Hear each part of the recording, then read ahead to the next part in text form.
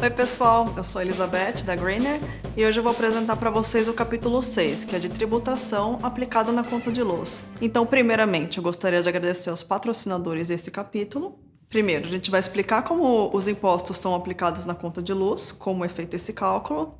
Depois a gente vai dar o exemplo de uma conta de luz, mostrando certinho como isso é feito. E depois a gente vai falar um pouquinho sobre o impacto da tarifa branca e das alterações da regulação da geração distribuída, que foram explicados no capítulo anterior. A gente vai mostrar como isso impacta no retorno de investimento do seu cliente. Primeiro falando dos impostos da conta de luz. A conta de luz, ela é composta de duas tarifas, a TE, que é a tarifa de energia, e a TUSD, que é a tarifa do uso de sistema de distribuição. Os impostos que incidem são o PIS, o COFINS e o ICMS, e eles incidem igualmente nessas duas parcelas da tarifa. Então, temos o PIS, que é o Programa de Integração Social, o COFINS, que é a Contribuição para o Financiamento da Seguridade Social, e o ICMS, que é o Imposto Estadual sobre a Circulação de Mercadorias e Serviços. O PIS e o COFINS, eles são impostos federais, e o ICMS é o imposto estadual, ou seja, ele pode mudar de acordo com o estado em questão. E aí, como é feito o cálculo? Primeiro, o cálculo ele é feito da mesma maneira, tanto para a tarifa de energia quanto para a TUSD, tá? Então, no caso, como que seria a tarifa com os impostos? Seria a tarifa dividido por 1 menos todas as alíquotas referentes, né? Então, seria o valor da TE dividido por 1 menos a alíquota do PIS, a alíquota do COFINS e a alíquota do ICMS. A conta de luz final, ela vai ser a TE com impostos, mais a TUSD com impostos, mais o COSIP, que seria a contribuição para a iluminação pública, que é um valor da prefeitura, e também o adicional das tarifas, das bandeiras tarifárias, que seria a bandeira vermelha, a bandeira amarela, né? Só uma observação, sobre as bandeiras tarifárias também incidem esses 3 impostos, mas sobre o COSIP não incide nenhum imposto. Esse exemplo aqui é para mostrar como que cada uma dessas parcelas impacta no valor final da conta de luz. Então, a gente tem aí o caso comercial, o caso residencial e o caso industrial.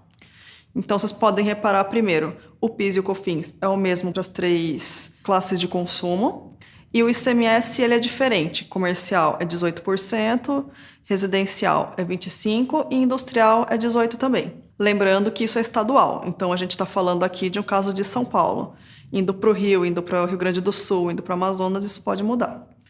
Então, vou pegar como exemplo apenas esse primeiro aqui, ó. A TE, ela representa mais ou menos 43% do que você paga na conta de luz. A TUSD mais outros 34% e o resto seriam os impostos, tá? E o valor final vai ser a soma disso tudo. Lembrando mais uma vez que você tem que somar a isso tanto a contribuição de iluminação pública, que é um valor fixo, quanto a adoção das bandeiras tarifárias, se for o caso. Primeiro, isso é um exemplo de um consumidor normal, ele não é um produtor de energia, mas esse cálculo vale tanto para o consumo quanto para a geração. Mas então, olhando aqui a conta, por exemplo, nesse caso, ele consumiu nesse mês 171 kWh. Então, a gente tem o uso do sistema de distribuição, que é a TUSD, a energia, a TE, ou seja, esse consumo dele vai ser cobrado tanto na TE quanto na TUSD. Lá embaixo vocês podem ver que as tarifas são aplicadas sem impostos. No caso da TUSD, 21 centavos e no caso da TE, 27 centavos. Então, eu vou pegar o exemplo aqui de como seria a TUSD com impostos. Você pega essa tarifa sem o imposto, que seria os 21 centavos, mais, incluindo o ICMS da TUSD, seria o valor da TUSD vezes a alíquota do ICMS, dividido por 1 menos a alíquota do PIS, a alíquota do COFINS e a alíquota do ICMS. Esse vai dar esses 24 centavos, que são a tarifa com ICMS. Então, é esse o valor que tá lá atrás. E agora, no caso do PIS e do COFINS, é a mesma coisa. E vocês podem ver aí que, nesse caso, está inserindo a bandeira vermelha patamar 2. Então, só para explicar o cálculo, o valor estipulado para a bandeira vermelha de patamar 2 na ANEEL é R$ 5,00 para cada 100 kWh. Então, fazendo uma regra de 3, para o consumo de 171, a gente chega no valor de 8,6. Aí a gente joga isso no cálculo de imposto do ICMS. Então, seria esses 8,6 da regra de 3, dividido por 1 menos a alíquota do ICMS. A gente chega nesse valor base. Então, nessa fórmula, a gente calcula o PIS que incide na TUSD, depois o PIS da TE e o PIS da bandeira. E esse vai ser o valor que vai ser pago pelo PIS. o mesmo para o COFINS, e somando todos esses valores, a gente tem o valor final da conta. Agora, e os impactos da tarifa branca e das alterações que a gente viu no capítulo anterior? Primeiro, esse gráfico aqui ele explica bem como que é a composição da conta de luz, olhando esse gráfico da tarifa, né? Tem a TE, a TUSD, o PIS e o COFINS sobre a TE, o PIS e o COFINS sobre a TUSD, o ICMS da TE e o ICMS da TUSD. Agora, o gráfico do lado, o verdinho, ele mostra o que é recuperável.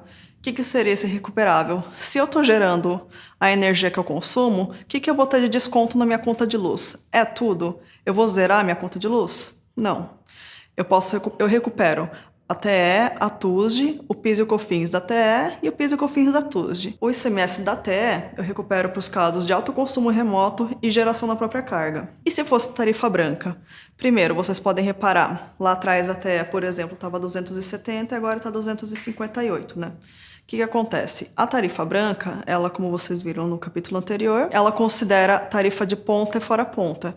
Então, isso muda um pouco o valor das tarifas, então por isso que está diferente, tá? E daí, isso diminui também o valor que é recuperável, né?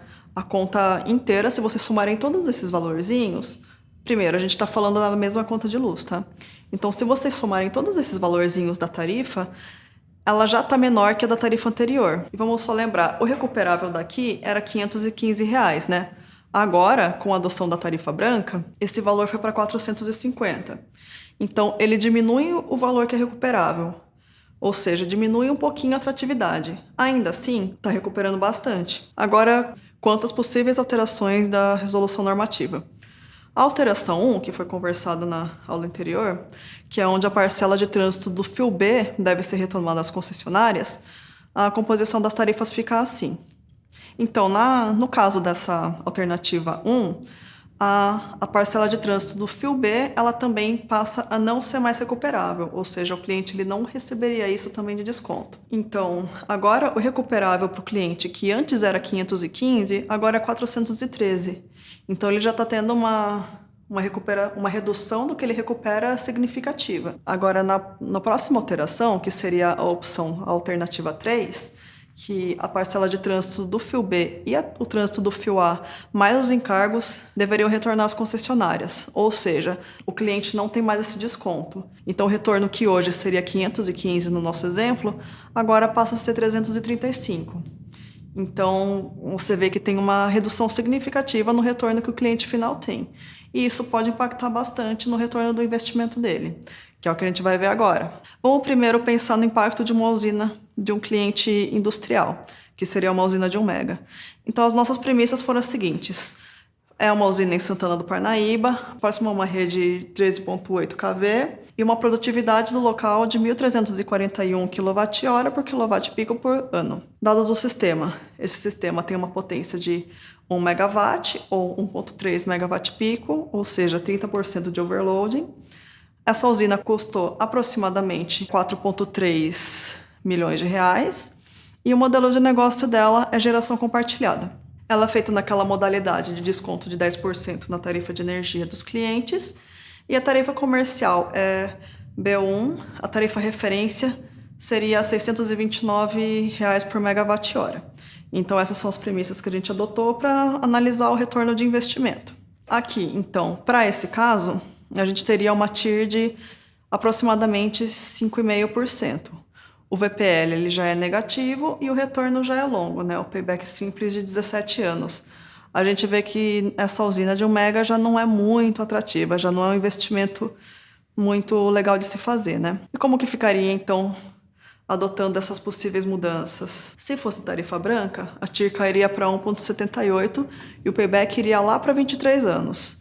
Se mudasse para a alternativa 1, a TIR cairia mais um pouquinho, iria para 1,69%, e o payback manteria no mesmo. E no caso da alternativa 3, tanto que a TIR nem se aplica para esse caso. E agora para um caso comercial, então, uma usina de 50 kW. Nesse caso, a gente considerou que a área de concessão dela é da Electro, ela é próxima à rede de conexão 380, 220, 127 volts, produtividade 1.530. Os dados do sistema, nesse caso, como eu disse, é uma usina de 50 kW, o CAPEX dela é aproximadamente R$ 220 mil, E o modelo de negócio a gente fez para os dois casos, tanto se fosse autoconsumo remoto quanto consumo junto à carga, justamente porque as possibilidades de alteração da norma se referem a essas duas modalidades de compensação de crédito. Então, o cliente, no caso do autoconsumo, ele teria um desconto de 10%, e no consumo junto à unidade consumidora, esse desconto não se aplica. E a tarifa comercial são os mesmos R$ 629 por megawatt-hora. Para o caso do autoconsumo remoto, a TIR desse investimento seria aproximadamente 15%, com payback simples de 8 anos. Então já fica um investimento que pode ser uma boa. E no caso do consumo à carga, melhor ainda. Essa TIR está quase 18% e o payback está para 7 anos.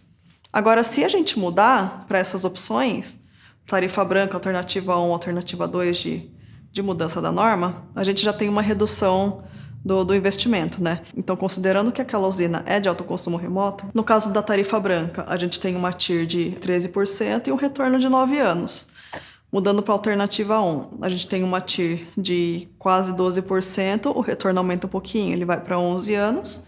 E indo para a alternativa 3, que é a última opção, ela cai para menos de 9% e o retorno de investimento vai para 13 anos. Agora, para o caso do consumo junto à carga, essa TIR, que era antes 17, quase 18, ela vai para 15%, 15,5%. E o retorno, que era 7 anos, vai para 8%. Alternativa 1, ela vai para quase 14%, e o payback simples ele aumenta para 9%. A gente considerou uma usina de 4 kW, localizada em Santana do Parnaíba, produtividade de 1.530. Dados do sistema, é um sistema de potência 4 kW, o CAPEX de 22.360 e o modelo de negócio é consumo junto à carga. O cliente é um cliente residencial, esse sistema está no telhado dele, e a tarifa dele é R$ 692 por megawatt-hora. A gente obteve uma TIR de 18%, quase 19%, e um payback simples de 7 anos.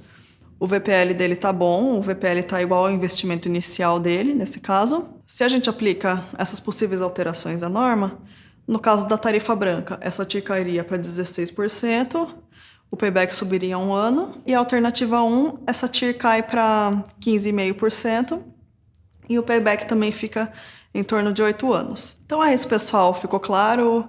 Se vocês tiverem alguma dúvida, baixem o nosso material complementar. A gente aguarda vocês no próximo capítulo, que serão entrevistas com os agentes de conexão à rede. Então a gente conversou com responsáveis pela conexão à rede de várias concessionárias de energia, e semana que vem a gente vai ver o que eles têm a dizer pra gente. Obrigada, tchau, tchau.